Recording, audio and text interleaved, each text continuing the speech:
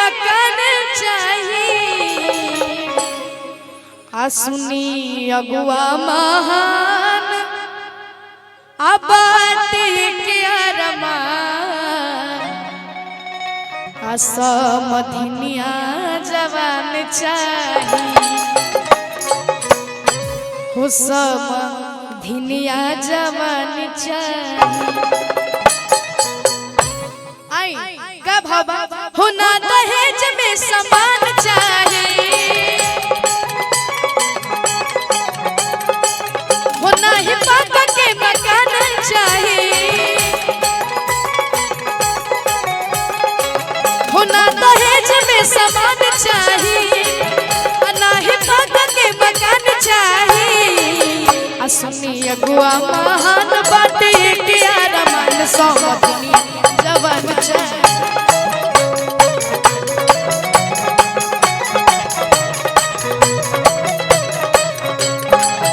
सुनी अगुआ महान बाटे के अरमान समधिनिया जवान चाहिए।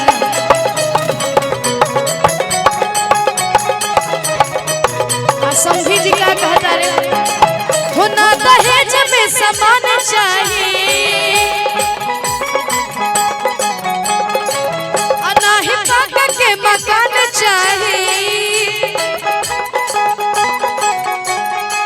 हो ना दहेज में समान चाहिए ना ही पापा के मकान चाहिए। तब लोग पूछे लगी एक बात बताई ना रहुआ दहेज में सामान चाहिए और ना ही पाका के मकान चाहिए तो चाहिए का बोले ले अगुआ जी से तो सुनी अगुआ महान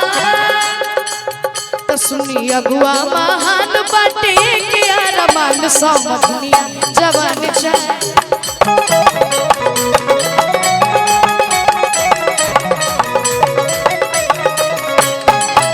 सुनी अगुआ महान बाटे के अरमान समधिनिया जवान चाहिए।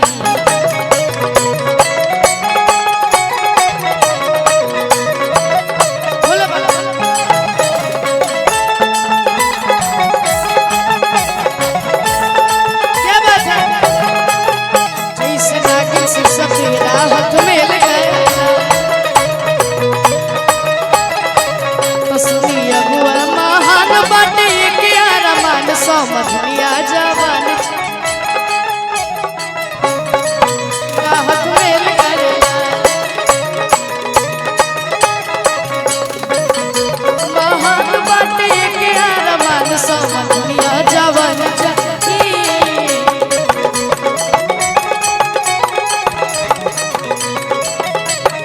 और यहाँ पे जितने भी हमारे यूट्यूबर वाले भैया हैं आप सभी का दिल से धन्यवाद आने के लिए। और यही है हमारे भोला बाबा। अगर आप सभी को मुजफ्फरपुर ही क्या हमारे पूरे यूपी बिहार झारखंड में चाहे किसी भी कलाकार को बुलाना हो भोजपुरी या चाहे हिंदी तो आप सभी बाबा से संपर्क कर सकते हैं। और इतने प्यारे हैं इतने क्यूट हैं कि इनके लिए मैं जितना भी कहूँ उतना कम है। आप सभी अपना ढेर सारा आशीर्वाद प्यार दुलार दीजिएगा। एक बार आप अपना नंबर बता दीजिए। 9523927333। बाबा बहुत ही प्यारे हैं। और क्या कहे ले जा समझी लोग अगुआ जी से ना चाहिए कूलर और ना चाहिए टीवी पढ़ल लिखल चाहिए हमारा बबुआ के बीबी।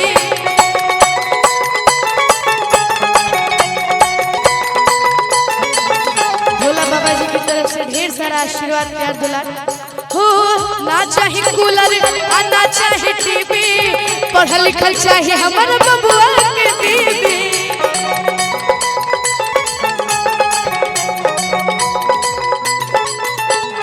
और मानिए कि भोला बाबा आज ही आप समझे हैं तो आप क्या कहिएगा।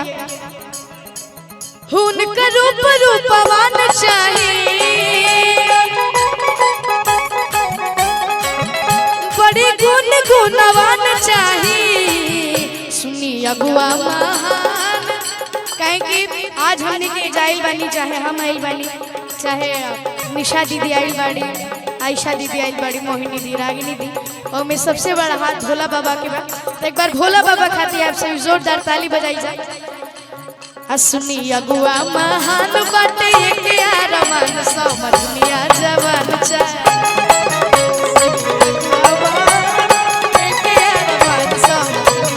और यही में गलबा गोरे गोरे नसबा पोरे पोरे गलबा गोरे गोरे नसबा पोरे पोरे बुझ जनिए बाबू प्राइवेट सवारी है देख जनिए बाबू माल सरकारी है देख जनिए बाबू माल सरकारी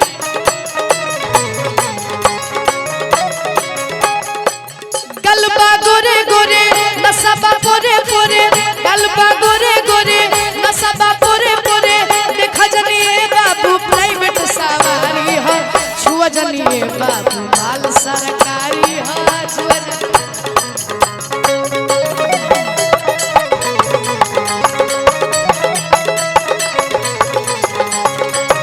सुनी अगुआ महान बाटे के आरमान समझ लिया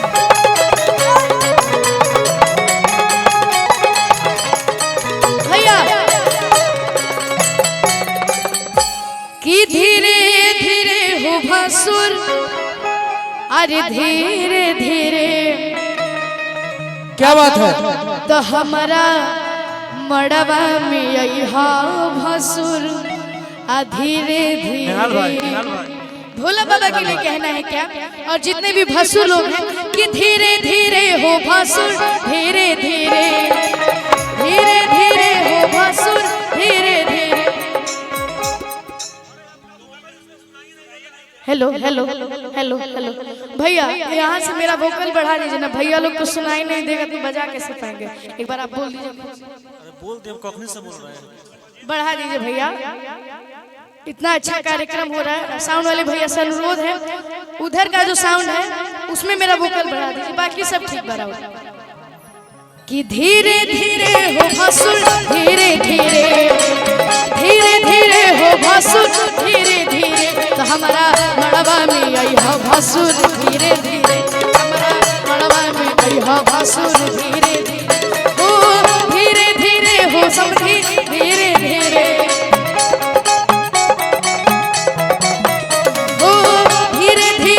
समझी धीरे धीरे तो हमारा मड़वा में आई समझी हमारा मड़वा में आई समझी धीरे धीरे हो धीरे धीरे हो समझी धीरे धीरे हो धीरे धीरे हो समझी धीरे धीरे तो हमारा मड़वा में आई समझी धीरे धीरे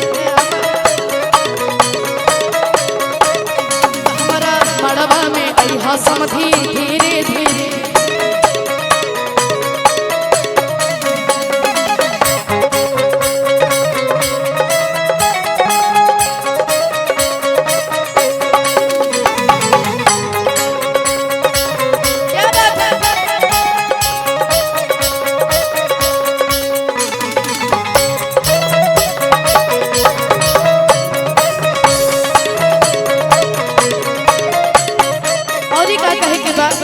जब कुंदन भैया की हल्दी होत हुई त का गवात हुई तय के मैं हरा दिया दुख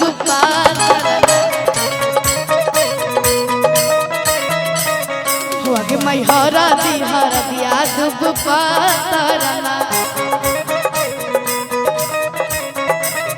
हुआ के मैं हरा दिया दुख पारना के मैं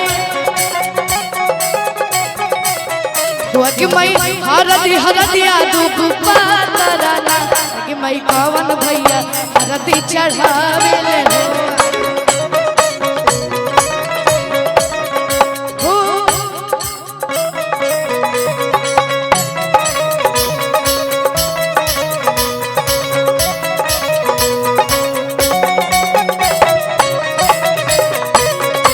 ऊंचे ऊंचे मड़वा छवई हरे हरे हरे पापा बसवा कतई हरे हरे हरे पापा बसवा कटई हद ऊंचे ऊंचे मड़वा छवई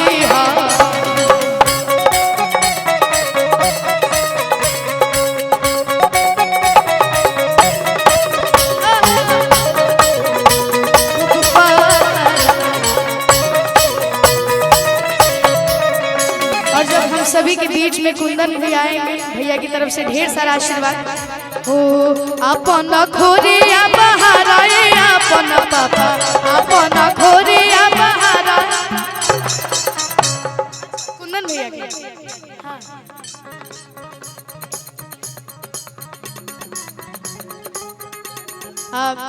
भाभी के भैया हम सभी के बीच में हैं, बहुत ही प्यारे आप हैं। पप्पन सर का याद आ रहा है।